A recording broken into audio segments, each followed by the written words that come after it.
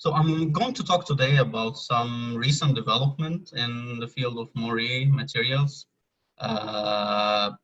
regarding the theory of flat bands, correlated phases, and maybe if I have time, I discuss briefly superconductivity in these systems. So let me first start by acknowledging my collaborators. So this talk will be mostly based on these two papers regarding the nature of the correlated insulating states in twisted bilayer graphene and twisted double bilayer graphene. But also at the end, if I have time, I may talk a bit about some proposals we have for some other interesting graphene multi-layer systems. So these papers were a result of several collaborations. One of them was the theory group at Berkeley, led by Mike Zalatel. One with the experiment group at Harvard by Philip Kim, and most of the work with Ashvin's theory group at Harvard. So let me just start with a brief introduction to twisted bilayer graphene, which kind of had led to an explosion of interest in these types of systems. So the remarkable discovery happened roughly 2 years ago, where two graphene sheets put on top of each other, twisted by an angle around 1 degree, led to the observation of this whole new set of interesting phases, including correlated insulators and superconductors. And the basic idea is actually quite simple. When you put two graphene sheets on top of each other and twist them with a very small angle, you generate a so-called Moire pattern, which is a periodic pattern that has a period that's much larger than the underlying unit cell. So the period here, so-called Moire unit length, is around 10 nanometers compared to around 1.5 angstrom for the underlying graphene lattice. And this results in the construction of, in the reconstruction of the band structure into a much smaller Brillouin zone called the Moire Brillouin zone, where the bands are very sensitive to the angle, and around the magic angle, they become quite flat, which means correlation physics, the correlation effects get enhanced. In the 2 years since the initial discovery, several groups have, so in the initial paper in the initial work by Pablo, what they found, the remarkable results, what they found was an appearance of correlated insulators at half filling, and also the appearance of superconducting domes flanking these correlator insulators. And in the 2 years since then, several groups have reproduced these results and also generated more data about these systems. And by now, some pictures have been emerging where almost all the experimental groups have seen these correlated insulators at half fillings. Also, all of them see superconductivity flanking these half-filling insulators, and in some samples they also see superconductivity in other places in the phase space.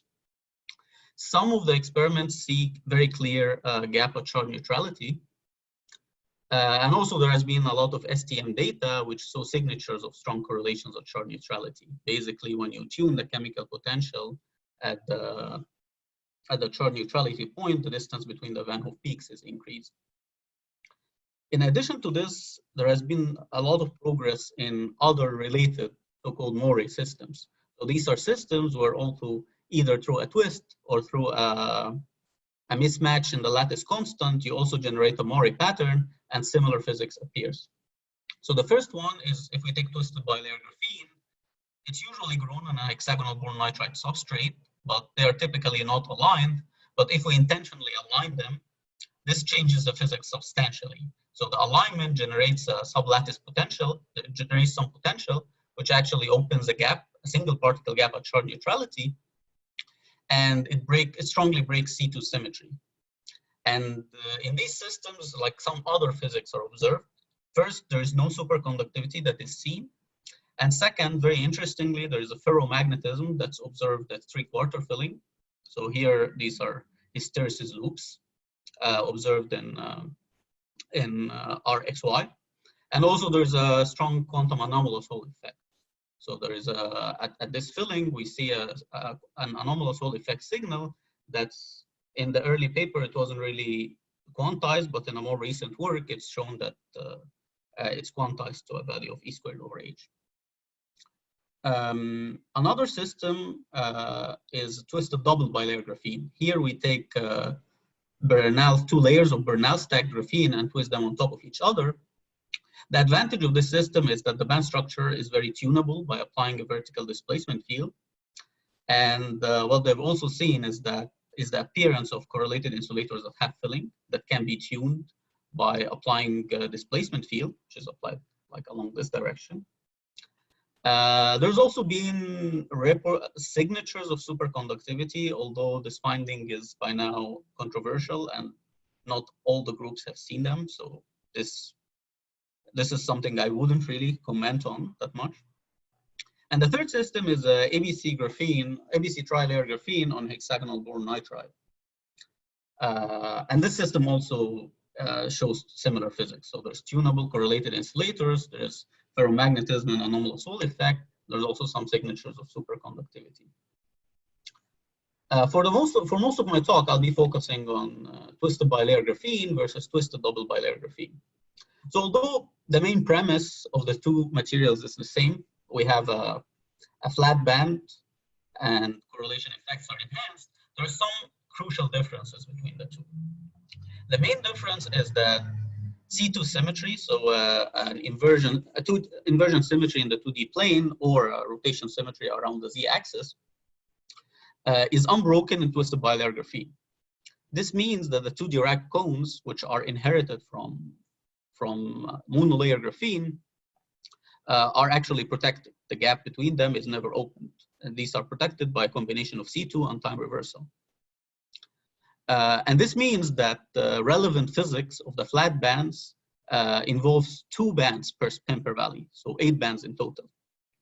On the other hand, in twisted double bilayer graphene and also in twisted bilayer graphene on hexagonal boron nitride, C2 symmetry is broken. This means that the 2 Dirac cones are gapped out and the bands are separated.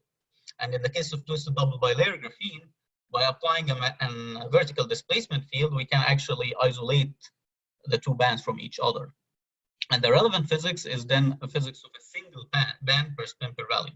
So it's 4 bands in total. Another notable difference between the two systems is the strong particle regarding particle hole symmetry. So for twisted bilayer graphene, we have an approximate particle hole symmetry, while for twisted double bilayer, particle hole symmetry is strongly broken. So let me first, in this sense, the twisted double bilayer graphene is a simpler system because it involves lower symmetry and lower degrees of freedom per spin per valley. So we will start by discussing this system. So first, let me review the symmetries. So there is a C3 symmetry, which twisted double bilayer graphene inherits from the original graphene system. There's also a spinless time reversal symmetry, which exchanges the 2 valleys. Also, at low energies, we can think of the 2 valleys as completely decoupled, which means that we have an extra U1 charge conservation, which is just a charge conservation in every valley separately. We also have an SU2 spin rotation in each valley separately, which leads to a total symmetry of U2 times U2. And since in each valley, time reversal symmetry, each valley itself lacks time reversal symmetry. Time reversal symmetry only connects the 2 valleys. It means that in principle, each valley can have a Chern number, which what we computed here. So here we computed the Chern number as a function of the angle and the displacement field, and we find that the Chern number goes from -1 to +3. But in particular, the region we're interested in is this region, where actually 1 band is isolated. So in many parts of the phase diagram, the band is really not isolated. So this is not really relevant to the correlated physics observed in experiment. This is the region, which shown from this figure. This is the region where bands are isolated. And in this case, the value Chern number is 2, which means that we have the following picture of this system. If we ignore the band dispersion, what we have is essentially 2 quantum Hall systems with Chern number 2 rather than 1, which are related by time reversal symmetry, and where there is also an internal spin degrees of freedom that gives us an SU2 symmetry. And since it's known that in quantum Hall systems, ferromagnets are generally the favored states when we partially fill, like we get spontaneous ferromagnetism. So we expect when we partially fill the system that the competitive states are some Slater determinant states. And at half filling, there is the following Slater determinant states that we can write. The first one is a spin polarized state where we just, this is here is a ferromagnet. We fill spin up in both valleys, but this is not the only spin polarized states that we can have, because this state is not invariant under U2 times U2. So acting with U2 times U2, we can generate other states where basically we can choose any spin polarization in K valley and any independent spin polarization in K prime valley. For example, we can be up here and down here. The other state is a valley polarized state where we fill everything in one valley. And this state is a quantum anomalous Hall states because it has a total Chern number.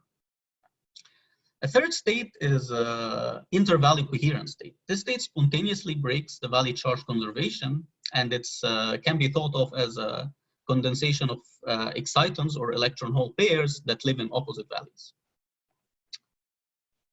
So let's see what happens in the energetically. How do these states compare energetically?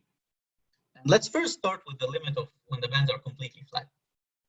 In this limit, the problem is essentially that of a quantum Hall system, with the main difference of Chern number being 2 rather than 1, which doesn't make a big difference qualitatively.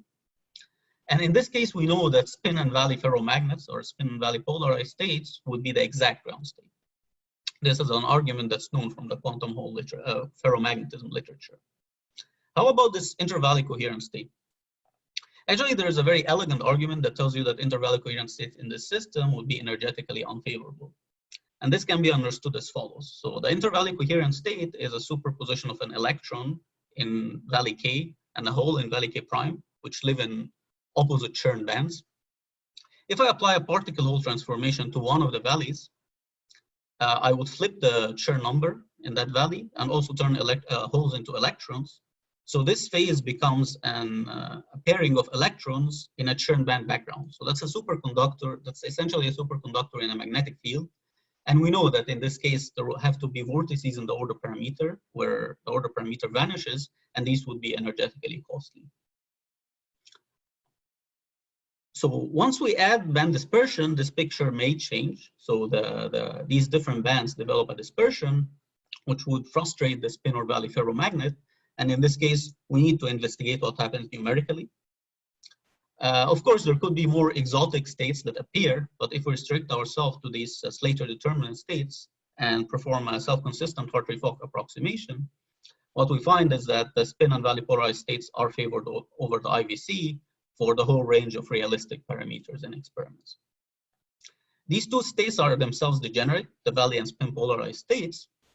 And this degeneracy would only be lifted if we include terms that break the U2 times U2 valley symmetry. And the main term that does this usually has the form of an inter-valley Holmes coupling. So it's a term that couples the spin in one valley to the spin in the opposite valley, which in this system would typically be ferromagnetic, would tend to couple the two spins in the opposite valleys ferromagnetically. So we expect the half-filling insulator to be a ferromagnet, which is actually consistent with experiments where they see that the gap, the half-filling gap, grows with applying in-plane magnetic field. So having considered now the simpler problem, let's move to the more complicated system, which is twisted bilayer graphene. This system is more complicated because we have more symmetries and also more bands. So the extra symmetries we have are C2 symmetry, and this symmetry exchanges both valley and sublattice index. And we also have a particle hole symmetry, which exchanges layers and sublattices. One could then ask, is it possible to have a similar quantum Hall picture for the description for this system? This is not immediately obvious because now we don't just have two separate bands that are related by time reversal symmetry, but we have in each valley we have two bands that are joined together by a Dirac point. However, a very useful limit to consider is the so-called chiral limit, considered by a paper by Grisha, Ashwin, and Alex, where essentially when in this limit, the bands become perfectly flat. So the role of the Dirac dispersion is not important. And the model has a sublattice symmetry, which means we can think of the bands as living in either sublattice A or sublattice B. And when we consider this basis, this sublattice polarized basis, we find that the bands actually have a Chern number that changes if we change valley or sublattice. And this leads to the following picture. So in this limit, the problem has an enhanced symmetry. in this limit when we ignore dispersion and we assume sublattice symmetry, the problem gets instead of the U2 times U2 symmetry that we started with for just decoupled valleys, we now have a U4 times U4 symmetry. And this can be understood as follows. So we have 8 bands in total. They can be labeled by spin, valley, and sublattice. And 4 of them have Chern number +1, and 4 of them have Chern number -1. And more importantly, the bands which have the same Chern number do not completely reside in the same valley, because if we apply C2 symmetry to valley K and sublattice A, we get valley K prime and sublattice B. So we actually have bands with opposite Chern number residing in the same valley. And in order to understand the phases, we can employ a similar strategy to twisted double bilayer, but due to the fact that the U4 times U4 problem is a lot more complicated, let's first do the following simplification and ignore the spin. Of course, we can do the same analysis with spin in, but the ideas can be explained much easily if we ignore the spin.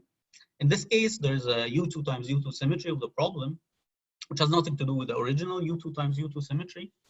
And this symmetry is related to the U1 charge conservation in each Chern sector separately, and also an SU2 pseudo-spin symmetry in each Chern sector. And the pseudo-spin variable would be defined using this. So in K valley, so in the Chern plus sector, up would be K valley sublattice A, and down would be K prime sublattice B, and the same with Chern minus sector. And we can then ask, what are the possible low energy states when we partially fill this system? And we can do the same trick that we did for the double bilayer. So we can think of filling some of the bands completely and emptying the others. So looking for the generalized quantum Hall ferromagnets. And one of the states is obtained by just filling all bands within one Chern sector. This is the analog of the valley polarized state in double bilayer. So it's a state that's U2 times U2 invariant and has a quantum anomalous Hall effect. So it has a total Chern number. We can also consider states which have zero Chern number, where we basically choose one band to fill in each Chern sector. These states are analogous to the ferromagnets or the spin polarized states. But now, because this U2 times U2 symmetry is not really a microscopic physical symmetry, it's good to distinguish the different possible states. So for example, if we take this in this basis of Ka and K prime B to be pseudo-spin up and down, we could have a state that looks like an anti-ferromagnet between the valleys, between the Chern sectors. So in one Chern sector, we are pseudo-spin up, in the other Chern sector, we are pseudo-spin down. And this type of easing anti-ferromagnet actually corresponds to a valley Hall state, where one valley have Chern plus and the other valley have Chern minus. We would also have a valley polarized state, which corresponds to an easing ferromagnet in this language.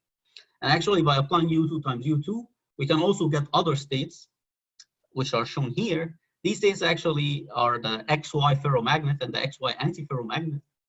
And one remarkable feature of these states is that they break the valley symmetry. They spontaneously break the valley symmetry. So these are inter-valley coherent states. They are condensates of electrons and holes in opposite valleys, but they evade the energy penalty that I discussed in the case of twisted double bilayer, simply because they are formed between objects living in the same Chern sectors. So this is only possible in twisted bilayer compared to other systems, because we have states with the same Chern number residing in opposite valleys. And now let's ask what happens when we include the perturbations on top of this response.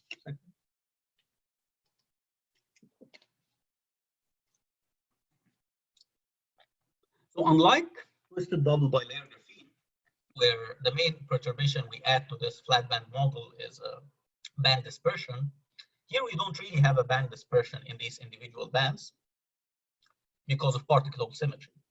However, there's two types of perturbations. There is the band dispersion coming from the Dirac dispersion, and this doesn't appear as a dispersion of these individual bands, but instead it appears as tunneling between them. This can be understood from the fact that Dirac dispersion actually comes from tunneling, like in graphene, the Dirac dispersion appears due to nearest neighbor hopping, which connects opposite sublattices, which is what happens here. So this is a tunneling connecting opposite sublattices residing in the same valley. There's also another contribution that we have to take into account, which is sublattice symmetry breaking. So in the realistic model, sublattice symmetry is not really a good symmetry. So we have to take into account that these wave functions, although they still have most of their weight on sublattice A or B, they are not completely polarized. So there are interaction matrix elements that actually connect them. So for the tunneling, it's relatively easy to show that what the tunneling does is that it favors states that can fluctuate. This means that if we have empty band on both sides or full band on both sides, the tunneling would be ineffective. It's essentially zero. However, if we have one filled band on one side and another filled band on the other side, we can gain energy through a virtual hopping processes that gives a super exchange term, whose magnitude of the order of t squared over h. It's t squared over u, or h squared over u, and h here is the tunneling, the dispersion, and u is the interaction scale, which gives a term of the order of 1 to 2 MeVs. And actually, in the pseudospin language, this is an antiferromagnetic coupling, because if this is filled, we want this to be empty, and if this is empty, we want this to be filled. So in the pseudospin language, that's an antiferromagnetic coupling of the order of 1 to 2 MeVs.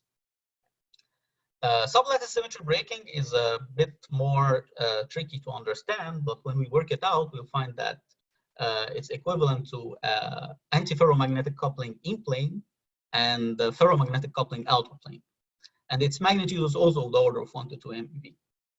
And once we put these two terms, we actually select the unique ground state, which is a XY antiferromagnet, because every other state would be frustrated by either this term or this term.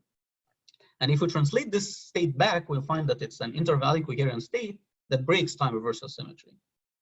And I should note here that this argument works only for even fillings. So at odd fillings, there is no state that actually manages to optimize all terms, and all states are very close in energy, so it would depend on details. So what is this, the intervalley coherent state that breaks time reversal symmetry? So this is a state that's obtained by filling a linear superposition of states in K valleys polarized in sublattice A and K prime valleys polarized in B, and the opposite states in the other Chern sector. So these are two states, two bands with opposite Chern sector that are filled with, so the total Chern number is 0. And although this state breaks time reversal and they spontaneously break valley symmetry, it preserves a combination of them. That's a new time reversal symmetry that squares to -1 rather than +1. So it's like a spinful time reversal symmetry. So two Chern bands connected by spinful time reversal symmetry gives us a Z2 topological insulator. So this state is actually not a Mott insulator, but it's a topological band insulator, which is protected by this new time reversal symmetry. Of course, since this new time reversal symmetry contains inside it the valley symmetry, the protection of this state relies on the valley symmetry, which is not a good symmetry at the edges. So it may be difficult to observe edge states for this type of ground state. However, it has some other observable consequences. So one of them is that the spectrum is expected to have Kramer's degeneracy. So this at the gamma point and at the M points, which are the time reversal symmetric points, we expect the spectrum to be degenerate. Another thing is that this U1 valley symmetry microscopically on the carbon scale, it actually corresponds to translation symmetry. So breaking U1 spontaneously means we break the microscopic translation symmetry. So typically the way you break it is by inducing some charge density wave or some Kekulé type distortion where you modulate the bonds. However, this is an order that breaks time reversal symmetry. So it cannot be a charge density wave and it cannot be a Kekulé type distortion. Actually, what it is, it's a current modulation. So microscopically, the state corresponds to small circulating loop currents that generates a modulating pattern of orbital magnetization. This pattern only exists on the scale of carbon and it averages out on the Moire scale. Also, it may not be very easy to observe directly in experiments. So this picture, this whole energetics argument can be verified numerically by, again, since all the states we're interested in are Slater determinant states, we can do a self-consistent Hartree-Fock numerics. And here I'm reminding you of what the physical states are and how they are expressed in the pseudospin language. So our state, which is a KIVC state, which is the XY antiferromagnet, is shown in blue in these curves, and it's clear that it's the minimum for different values of interaction strength and for different model parameters. Another thing to notice is that as we go from here to here, we increase this sublattice symmetry breaking, which appears as a ferromagnetic coupling out of the plane. So we expect as we go from here to here, the easing ferromagnet to be more favorable to the easing antiferromagnet. So the purple curve gets energetically better compared to the green curve, which is what you see here clearly. And at the end, let me very briefly discuss what are the implications of this picture to superconductivity. So as I've shown in this talk, both twisted bilayer graphene and twisted double bilayer graphene, and also twisted bilayer graphene on hexagonal boron nitride, can be thought of as some two-time reversal related copies, two-time reversal related quantum Hall systems. And then one could ask, how could we get superconductivity in such a system? Of course, in a single quantum Hall system, which means if we consider a single Chern sector, superconductivity would generally be disfavored. However, we could have pairing in principle between opposite Chern sectors, and this can be understood again by doing a particle Hall transformation in one of the Chern sectors and noticing that this pairing would be equivalent to some excitonic pairing. And we know that excitonic insulators are possible in quantum Hall systems. However, this would require some coupling that connects the two Chern sectors together. And in twisted bilayer graphene, this coupling would be provided by this antiferromagnetic coupling J, whose scale is of the order of 1 MeV, which is a relatively large energy scale. In comparison, in twisted double bilayer graphene, there's very little coupling between the two Chern sectors because they reside on opposite valleys. So here, the two Chern sectors have bands in both valleys, so there's large tunneling between them, or there's large coupling between them. However, here, the coupling would only come from these very small inter-valley Holmes coupling, which are of the order of 0.1 MeV. So we expect, which is consistent with experiments, that superconductivity would be much more prominent in twisted bilayer graphene compared to twisted double bilayer graphene. And a similar thing argument can be made for twisted bilayer graphene on hexagonal boron nitride. In this case, the sublattice potential essentially removes one of the sublattice bands, and it disables this mechanism of tunneling, because now, again, the two Chern sectors reside in two valleys, in two opposite valleys. So this coupling between the two Chern sectors is strongly suppressed. So hopefully we'll have a paper coming out soon that details out a microscopic mechanism for this, for what I explained, what I briefly mentioned here. Finally, for my last slide, let me just discuss some other proposal for an interesting related Moire system. Because there's been a lot of theoretical proposals for Moire systems. The most straightforward would be to take an N-layer graphene twisted on top of an M-layer graphene. These systems would mostly lack C2 symmetry, just because once we take more than one layer that's Bernal stacked, we break C2 symmetry. So these are expected to look like twisted double bilayer.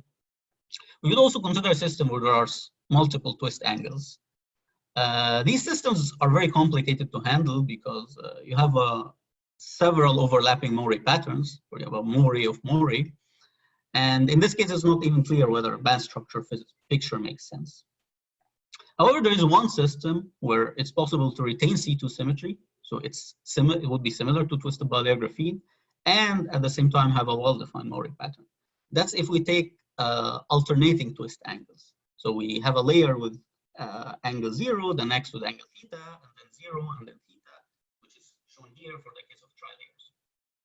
One remarkable property of this system that we found is that the single particle physics for an n-layer system maps exactly to roughly half n over 2 copies of twisted bilayer graphene, but which are at different angles.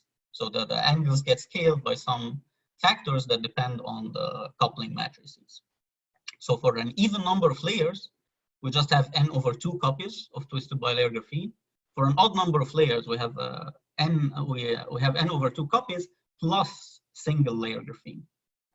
For example, for twisted tri-layer, what we would have, the system would be exactly equivalent to twisted bilayer graphene flat bands. So not only the bands, also the wave functions, and it would be coexisting with a Dirac dispersion at the K point.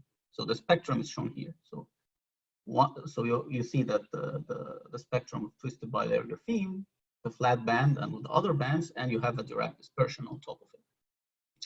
So the possibility of a coexistence of a perfectly flat band with a dispersing band offers a completely new type of system, and we have no idea what to expect there.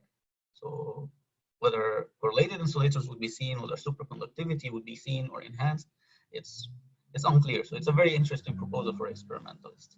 And the other advantage of this system is that actually the magic angles are larger by square root of 2, and all energy scales would be larger by square root of 2, which would make it, on one hand, easier to realize in experiments, and on the other hand, also, if there's superconductivity or if there's anything associated with an energy scale, it would happen at a slightly larger energy scale. So this is the end of my talk, and thank you for your attention.